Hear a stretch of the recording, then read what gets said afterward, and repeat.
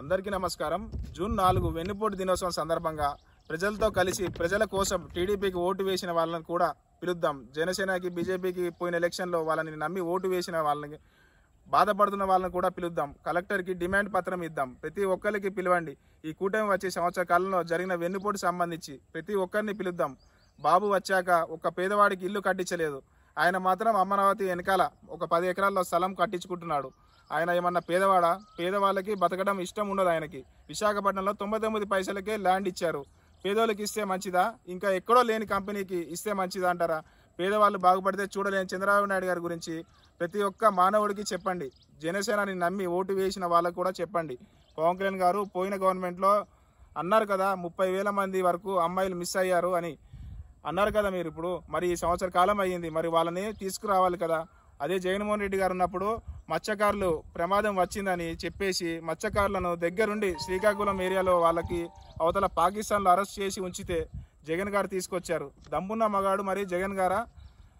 లేకపోతే ఇప్పుడు మీరు ఒక్కరిని కూడా తీసుకురాని, ఇప్పుడు మిస్ అయిన అమ్మాయిలు 30,000 మంది మిస్ అయ్యారు కదా, వాళ్ళని ఒక్కరు కూడా తీసుకురాని పవన్ కళ్యాణ్ గారు దమ్మున్న మగాడా అని ప్రతి ఒక్కరిని మనిషిని మీరు వివరించండి.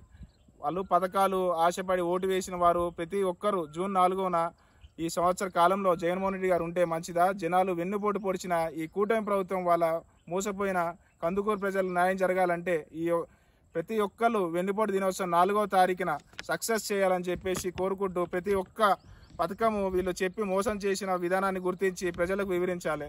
ఫ్రీ బస్సు, తల్లికి వందనము, నిరుద్యోగ భృతి, వాలంటీర్లను తీసేయటము. వాళ్ళ ఆలోచన ఎలా ఉంటుందంటే, ఇప్పుడు అమరావతి రాజధాని అని అన్నారు. ఆయన ఐరన్ లెగ్గో ఏంటో తెలియదు కానీ ఆయన అమరావతికి రాజధాని అన్నారు. వర్షం పడుతూనే ఉంది, అది మునిగిపోతూనే ఉంది.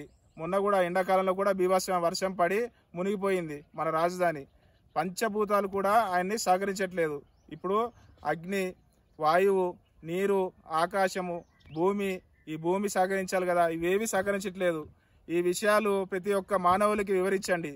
జగనన్న చేయమన్న ప్రోగ్రాం వెన్నుపోటు దినోత్సవ కార్యక్రమాన్ని రాష్ట్ర వ్యాప్తంగా ఉన్న ప్రభుత్వ వ్యతిరేకులకు ఏకం చేద్దాం. కార్యక్రమాన్ని ఇప్పుడు రాష్ట్ర వ్యాప్తంగా ఉన్న చేసి చంద్రబాబు నాయుడు గారు చేసిన మోసాలకు నిలదీస్తూ Super 6 కానీ Super 7 కానీ ఏమయ్యాయి అని చెప్పి ప్రశ్నిస్తూ 143 హామీలు మేనిఫెస్టోలో ఇచ్చారు. హామీలు ఏమయ్యాయి అని చెప్పి గట్టిగా అడుగుతూ రెడ్ బుక్ రాజ్యాంగం చేస్తున్నటువంటి అరాచకము, అన్యాయాలపై గలమెత్తుతూ 4వ తారీఖున వెన్నుపోటు దినంగా, అంటే ఎలక్షన్ రిజల్ట్ వచ్చిన రోజు కాబట్టి ఆ రోజు 4వ తారీఖు జూను ప్రజలతో కలిసి ప్రజల కోసం సామాజికవేత్తలు, యువకులు, రైతులు, మహిళలు, నిరుద్యోగులను అందరినీ కూడా మమేకం చేస్తూ కలెక్టర్లకి డిమాండ్ పత్రం ఇస్తూ నిరసన తెలిపే ఈ కార్యక్రమంలో అందరూ పాల్గొనాలని చెప్పేసి ఈ సందర్భంగా నేను పిలుపునిస్తున్నాను.